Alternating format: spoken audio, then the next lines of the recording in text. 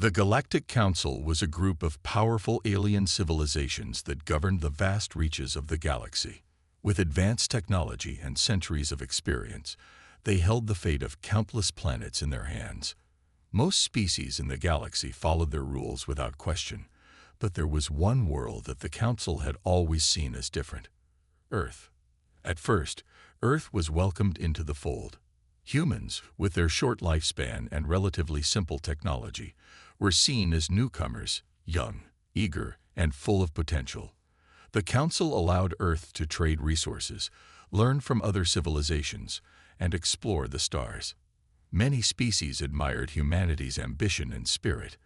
However, as the years passed, something began to change. Humans were progressing faster than anyone had expected. By the time Earth had sent its first spacecraft to another star system, some members of the Council began to grow uneasy. How could a species so new, so unrefined, match the advancements of civilizations that had existed for millennia? Whispers of jealousy and fear started to spread among the Council members. Some feared that Earth would become a threat, surpassing their own knowledge and power. Others, who had grown comfortable in their dominance, felt that humans had no place at the table of galactic power. It all came to a head during the Council's annual meeting. Earth had sent its ambassadors, as it always did, to present the progress humanity had made in the past year. But this time, something was different. The atmosphere was tense. For the first time, Earth's representatives were not met with the usual respect. Instead, they were met with cold stares and whispers behind their backs. Councillor Xether, a tall and imposing figure from the Retaliation Empire, spoke first. "The humans are growing too fast," he said, his voice booming across the hall. "Their progress is unpredictable. They are too volatile for the stability of the galaxy. We cannot allow them to continue unchecked." Another councillor, Lady Thera from the Vetheri Collective, added, "They have yet to prove themselves worthy of our trust. What if they turn on us? Their weapons technology is advancing rapidly. We cannot ignore that threat." The human ambassador, Marcus Sullivan, stood tall despite the pressure. He had dealt with political challenges before, but this felt different. This was not just about trade agreements or minor disputes. This was about Earth's place in the galaxy. "We seek peace and cooperation," Marcus said firmly, "but we will not allow fear to dictate our future. Humanity has a right to exist among the stars, just as any other species does." The Council's leader, the ancient and wise Sirith of the Eldrin species, looked down at the humans with his glowing blue eyes. He had witnessed the rise and fall of many civilizations, and he knew that Earth's potential could change the galaxy forever. But that potential was also a threat to the established order. "Enough," Sirith finally said, his voice calm but filled with authority. "The Council has decided. Earth will be isolated. Your trade agreements will be terminated. You will be removed from any future decisions regarding the galaxy's future." Marcus felt a wave of disbelief wash over him. This wasn't just a slight. It was a complete rejection. Earth was being cast aside, ignored as if it never mattered. His mind raced, but he knew there was nothing he could do. The decision had been made. "But this is unfair," shouted another human representative, a scientist named Dr. Elena Martinez. "We've worked hard to contribute. We've shared knowledge, resources, and technology with you. To cast us out now it's unjust." The Council remained silent, their decision already final. Earth's fate was sealed. As the meeting ended and the ambassadors returned to their shuttle, the weight of what had just happened sank in. Earth had been betrayed. The humans had done nothing wrong, yet they were now exiled from the galactic community. Marcus, standing at the window of the shuttle, stared out at the stars. He had always believed that the galaxy was a place of hope, a place where species could work together to overcome any challenge.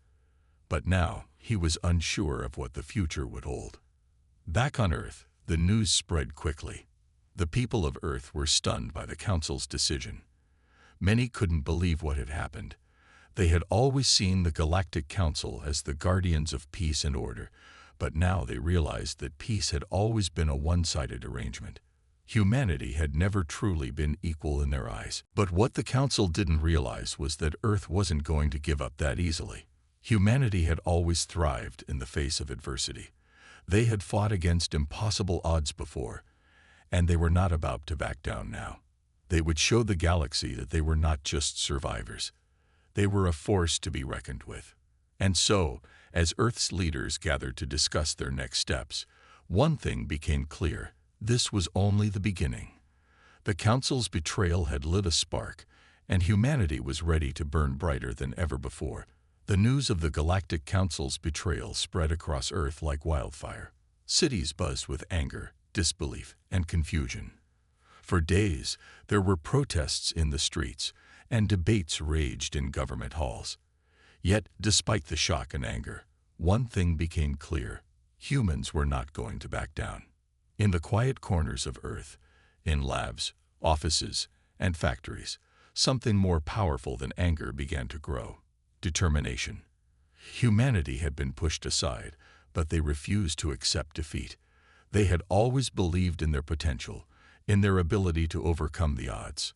The Council may have thought they could break their spirit, but in truth, they had only sparked a fire that would burn even brighter. In the heart of Washington, D.C., President Ava Langston stood before the United Nations, a sense of resolve in her voice. "We will not bow to the Council. We will stand tall and prove that Earth has the strength to thrive, with or without them." This is not the end of our story. This is just the beginning. The speech was short, but it had a powerful impact. Across the world, people started to come together. Governments, scientists, and everyday citizens united for a common cause: to make Earth self-sufficient and to prove that humanity could succeed without the Council's approval. Within weeks, the first steps were taken. Earth's leaders called for a global summit, gathering the brightest minds from every corner of the planet. Engineers, innovators, and thinkers from all over Earth joined forces to form a new vision for humanity. If the Council thought Earth would fall apart without their trade routes, they were wrong. Humanity would find its way forward, on its own terms.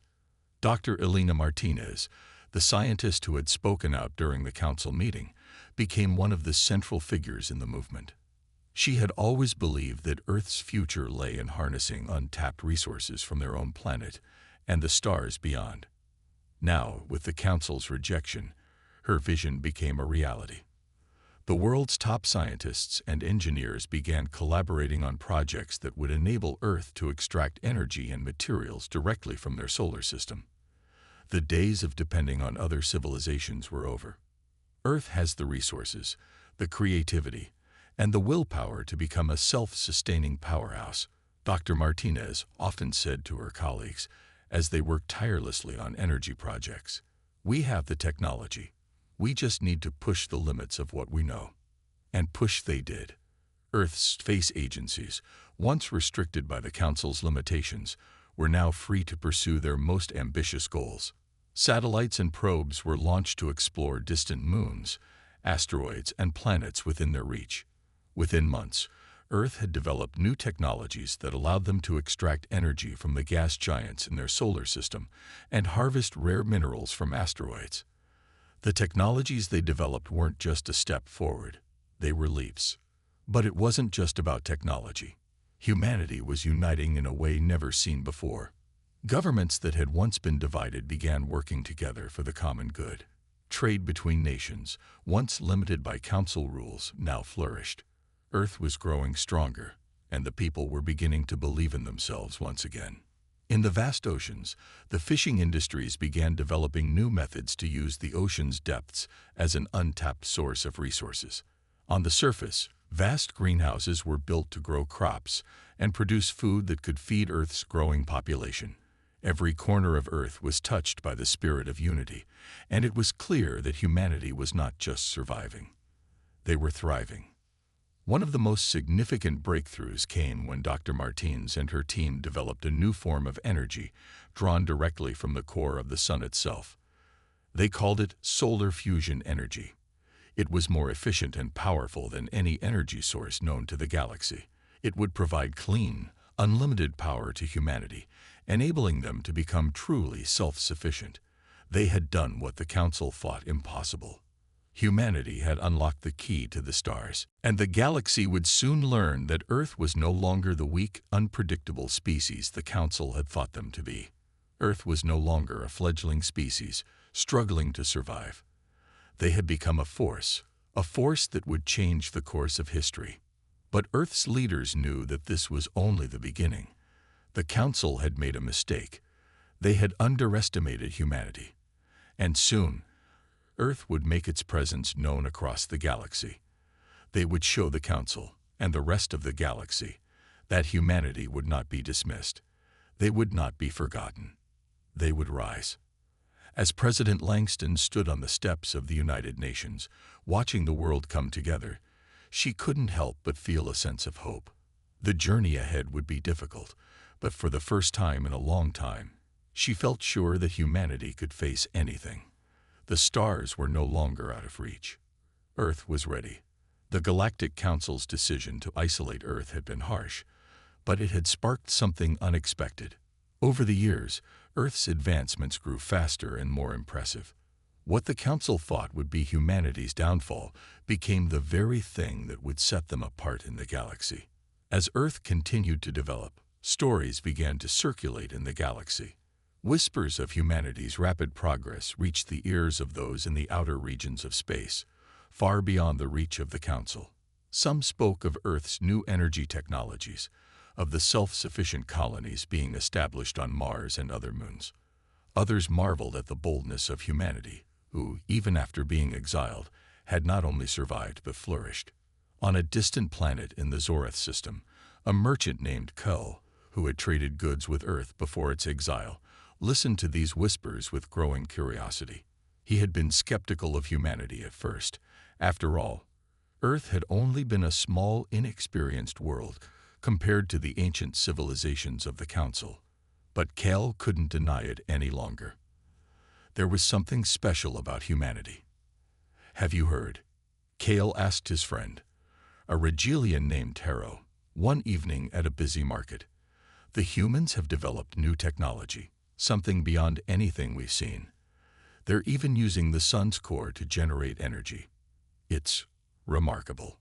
Taro, the Regilian, raised an eyebrow. "I thought Earth was just a backwater planet. What makes you think they've turned into a threat?" Kull shook his head, his voice filled with awe. "It's not about threats. It's about potential. Humanity has done something no one thought possible. They've broken the limits that even the Council placed on them." Word spread quickly. The more civilizations learned of Earth's progress, the more they started to look at humanity with a new perspective. Many species had once viewed Earth as an insignificant player in the galactic community. Now, they were seeing a new side of humanity, a species that had turned adversity into strength and isolation into innovation. Back on Earth, life continued to evolve. The first human-made fusion reactors were online, supplying energy to the growing cities on Earth and Mars.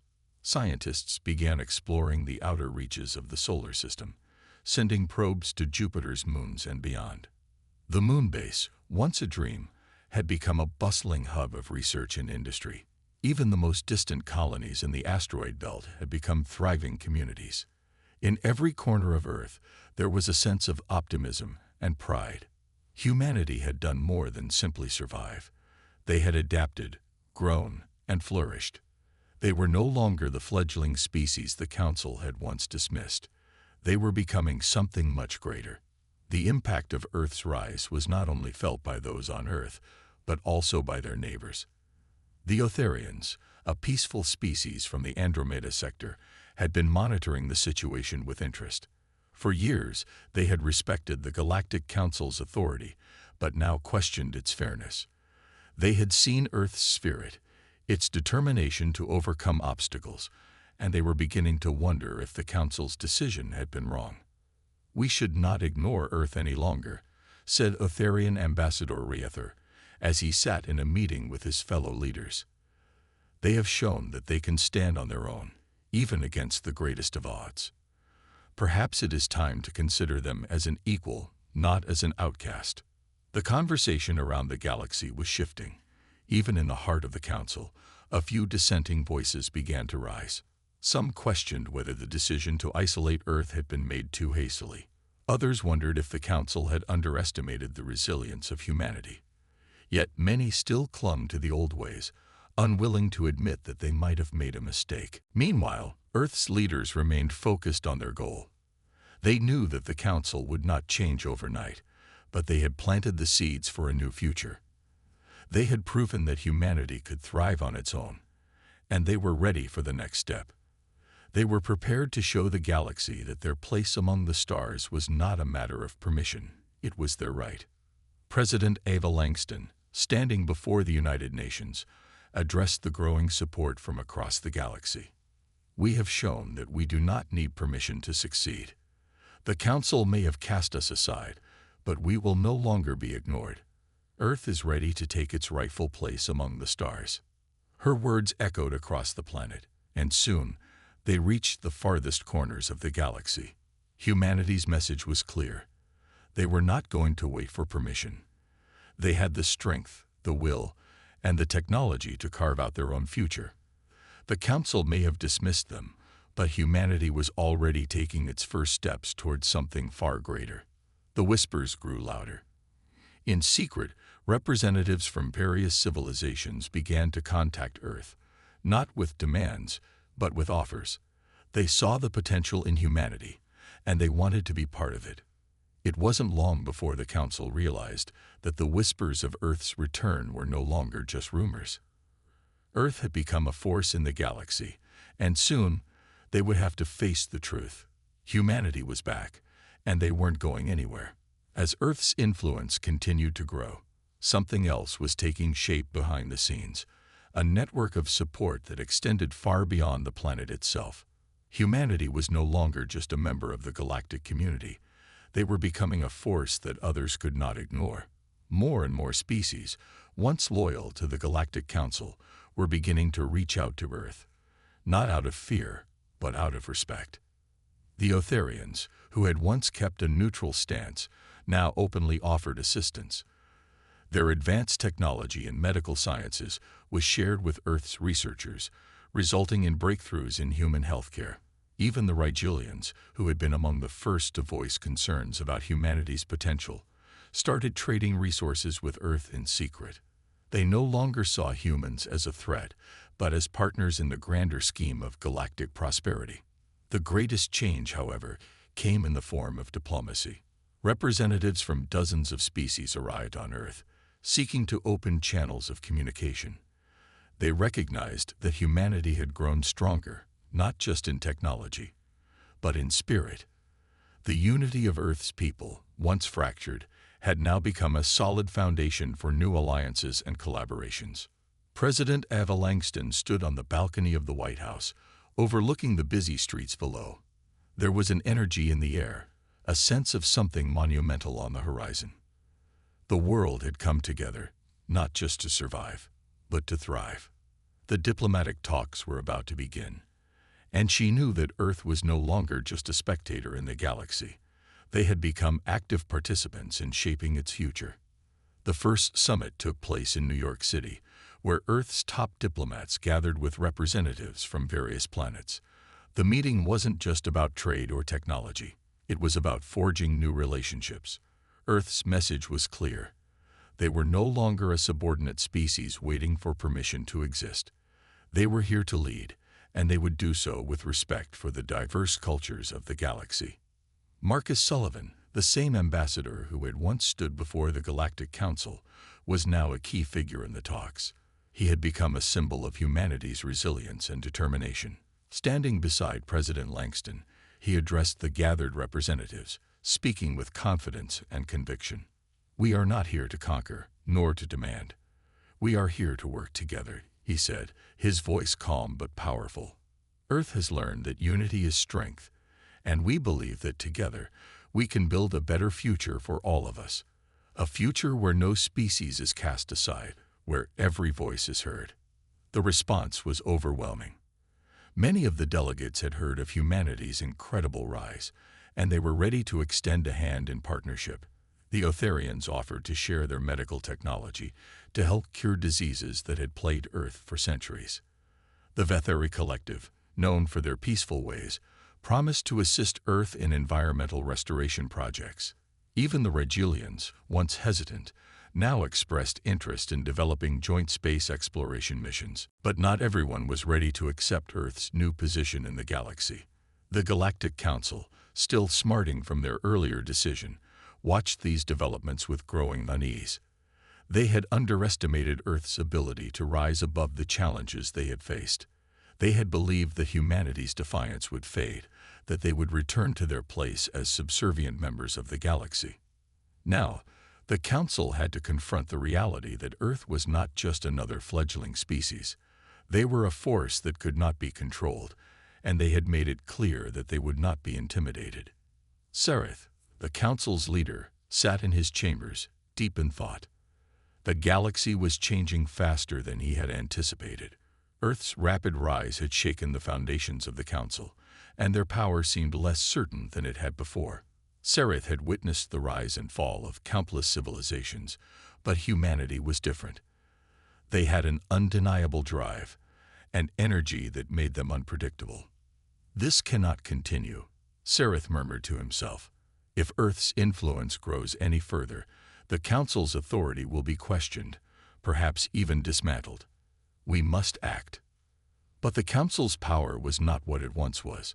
The galaxy was beginning to shift, and more species were questioning their authority. Sereth knew that the coming days would be crucial. He would have to decide whether to continue opposing Earth, or whether to seek a new path forward, one that might require the Council to adapt or even change. Back on Earth, Marcus Sullivan received a private message. It was from an unexpected source, a member of the Vetheri Collective. The message was simple, but the implications were clear. The Vetheri, long known for their cautious diplomacy, had seen enough. They were ready to break away from the Council, to join humanity in a new vision for the galaxy. "I knew this was coming," Marcus said quietly, staring at the message. "The galaxy is ready for a new beginning." With the support of the Otharians, Retalians, and now the Vetheri, Earth had begun to build a network of allies that stretched across the galaxy. The days of being an outcast were over. Humanity had proven its worth, and they would not be stopped. President Langston's voice echoed across the world as she addressed her people once more. "The galaxy is watching us. It is time to show them that humanity is ready for the future. We will lead, not with force, but with the strength of unity and the courage to stand for what is right." The future was no longer uncertain. Earth had made its mark, and the stars themselves seemed to shine brighter for it. The galaxy was changing, and the Galactic Council knew it. Earth had proven itself far more capable than they had ever imagined, and their influence was growing every day. While many species rallied behind Earth, hoping to build a future together, the Council could not ignore the threat to its control. President Ava Langston stood at the front of the United Nations, preparing for one of the most important moments of her presidency. She had worked tirelessly to bring about a new era for humanity. Earth was no longer just a small, isolated planet. It was now a powerful player in galactic politics. But with this power came new challenges. The Council, shaken by Earth's rise, had begun to make moves behind the scenes. They had tried to contain Earth's growth through trade restrictions, diplomatic pressure, and threats of sanctions. However, none of this had worked. Earth had simply adapted, becoming more self-sufficient with each passing day. Now, the Council was considering more drastic measures. "We cannot allow this to continue," Sereth, the Council leader, said in a private meeting with his closest advisors. "Earth is becoming a serious threat to our authority. If we do nothing, we risk losing control over the entire galaxy." Sereth's words echoed in the room, and a heavy silence fell over the group. The Council's leaders knew that Earth's rise could not be ignored. They had seen the technology, heard the reports from their spies. Humanity had become a force to be reckoned with, and many of the galaxy's most influential species were now looking to Earth for guidance. But Earth was not the only one growing stronger. The Vetheri, once a peaceful species with no desire for conflict, had begun to align themselves with humanity. Their support was crucial, as the Vetheri had vast resources and diplomatic influence. The Otharians, too, had thrown their weight behind Earth, offering advanced medical technology and expertise in environmental restoration. And then there were the Regilians. Once skeptical, the Regilians had come to realize that humanity was not just a passing trend, but a lasting force. Their alliance with Earth had grown stronger, and the Regilian fleet was now working with Earth's military to enhance their defense capabilities. The Council had no choice but to act. In the halls of the Galactic Council's headquarters, Sereth summoned his fellow leaders for an emergency meeting. He was determined to find a way to stop Earth's momentum before it was too late. "We must divide their alliances," Sereth declared. "If we can separate Earth from its supporters, we can weaken them. We cannot let this new power rise unchecked." But his plan was met with skepticism. Many of the council members had begun to see Earth in a new light. The Vetheri, the Regilians, and the Otharians had all expressed admiration for humanity's resilience and their ability to innovate. For many species, Earth's rise was a symbol of hope. They saw the potential for cooperation, not conflict. "We can't just destroy Earth's alliances," protested Councillor Fira, a Zinter representative. "The galaxy is changing, and we must change with it. Earth may be different, but we can't isolate them forever. We need to learn from them." Sereth's expression hardened. He knew the risks of allowing Earth to continue unchecked. The Council had maintained its dominance for thousands of years, and the thought of losing that power was unacceptable. But the voices of dissent were growing louder. More species were questioning the Council's authority, and soon Earth would have enough support to challenge the Council directly. Meanwhile, on Earth, President Langston prepared for a summit that could determine the future of humanity. It would be a gathering of ambassadors from dozens of species, all eager to explore the potential for a new era of cooperation. Earth's message was clear. Unity, not division, was the key to a peaceful future. Langston addressed the people of Earth, her voice filled with determination. "We stand at the threshold of a new era. We are no longer the weak, isolated planet we once were. We are strong, united, and ready to take our place among the stars. We will build a future of peace and cooperation with those who share our values." Her speech resonated across the world. The people of Earth felt a renewed sense of pride and purpose. They had fought against isolation, and now they were being recognized for their strength and resilience. The summit was a turning point. Representatives from the Otharians, Regilians, and Vetheri stood side by side with Earth's leaders. They spoke not just of trade or technology, but of a vision for a new galactic order. A future where every species, no matter their size or strength, had a voice. But even as Earth's influence continued to grow, the threat from the Galactic Council loomed large. Sereth and his allies in the Council were not about to let go of their power without a fight. They had underestimated humanity once before, and they wouldn't make the same mistake again. For now, Earth's alliances were strong, but the galaxy was far from peaceful. Tensions simmered beneath the surface, and the future of the galaxy hung in the balance. Would Earth be able to maintain its newfound position of power, or would the Galactic Council succeed in crushing their hopes of a new future? The answer would come soon enough. But one thing was certain: Earth was no longer a passive player. It was a force that the galaxy could no longer ignore. The galaxy was on the edge of something unprecedented, and no one could predict what would happen next. Earth had become a beacon of hope for many species, a symbol of resilience and unity. But with this new strength came new dangers. The Galactic Council, once the unquestioned power of the galaxy, could no longer afford to watch as humanity's influence grew. Sereth, the Council's leader, had tried everything to stop Earth's rise. They had pressured the Otharians, the Regilians, and the Vetheri, attempting to divide their alliances with Earth. But each move only seemed to push these species closer to humanity's side. Earth was no longer a weakling planet, waiting for permission to join the galactic community.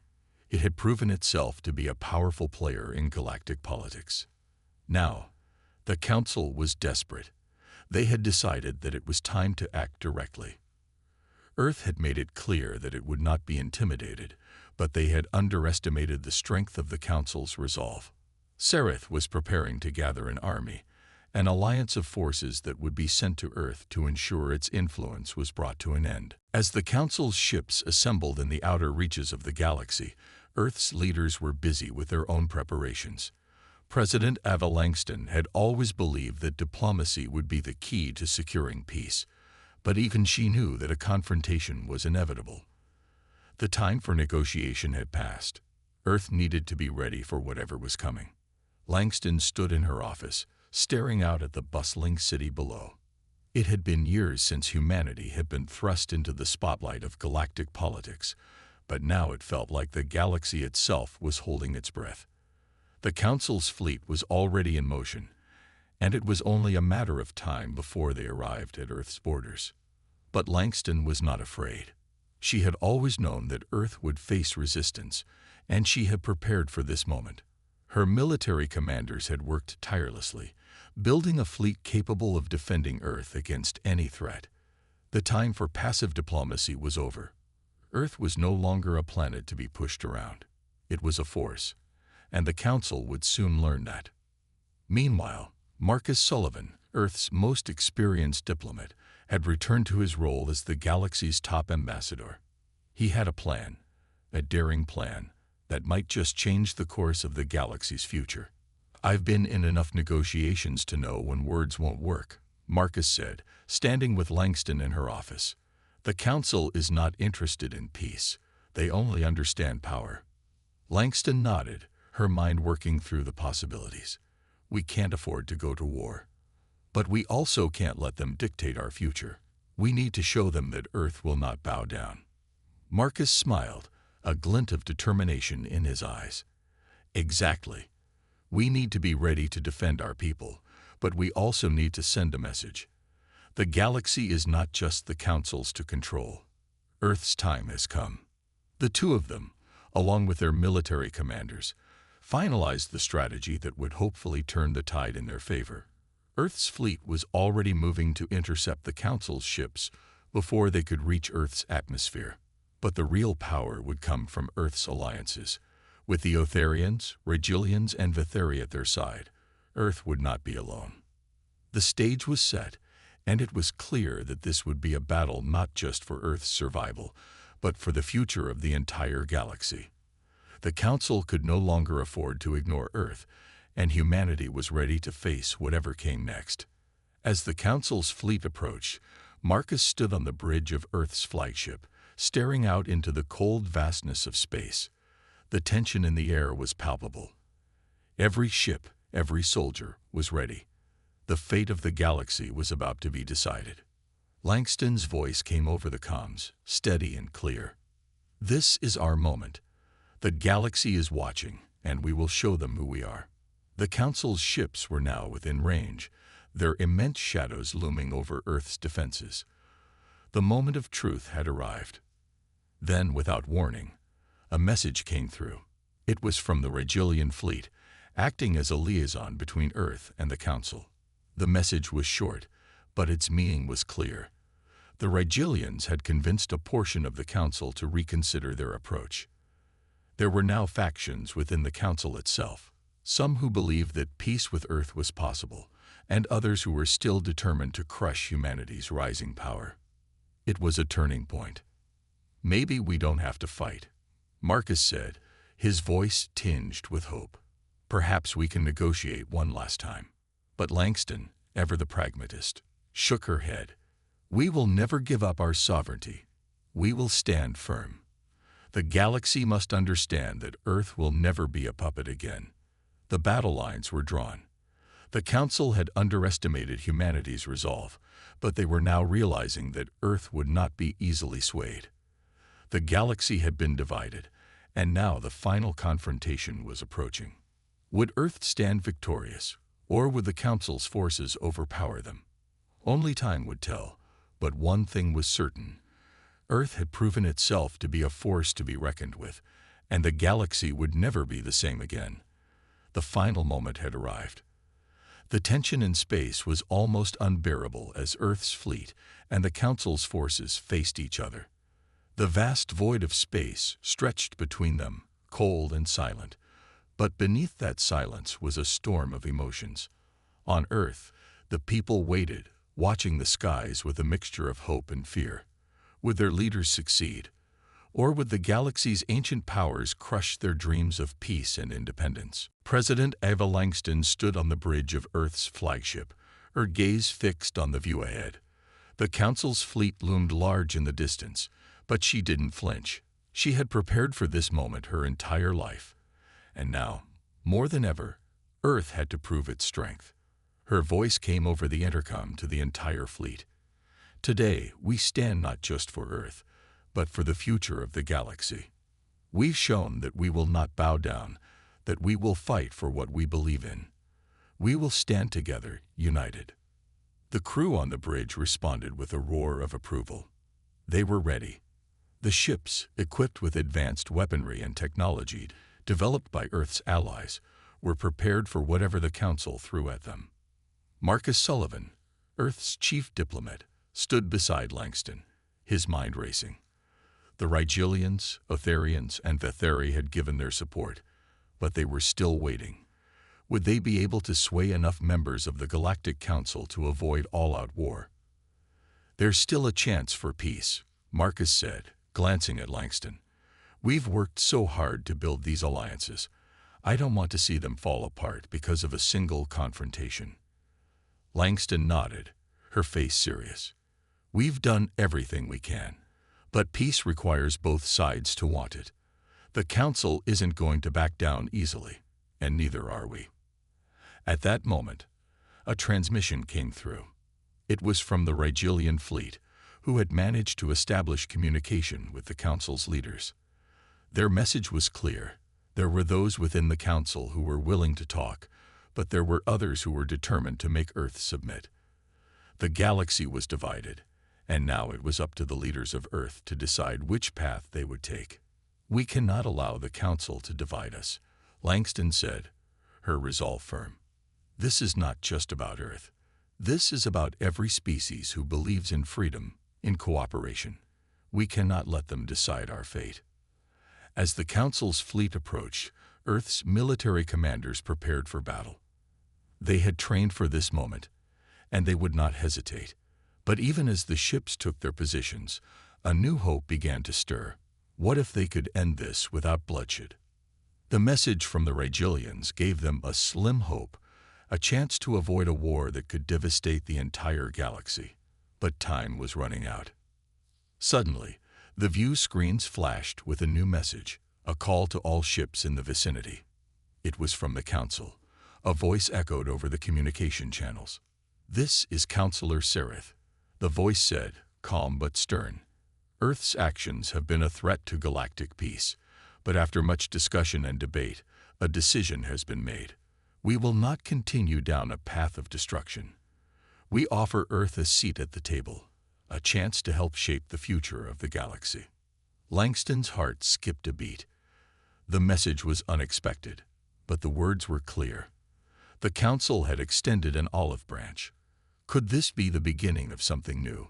Something that could change the galaxy forever? This is our chance, Marcus whispered, his eyes wide with surprise. The galaxy could be ours to build together. Langston's mind raced. This was the moment she had worked for, the chance to show that Earth was not just a power to be feared, but a force for unity. But she knew the decision would not be easy.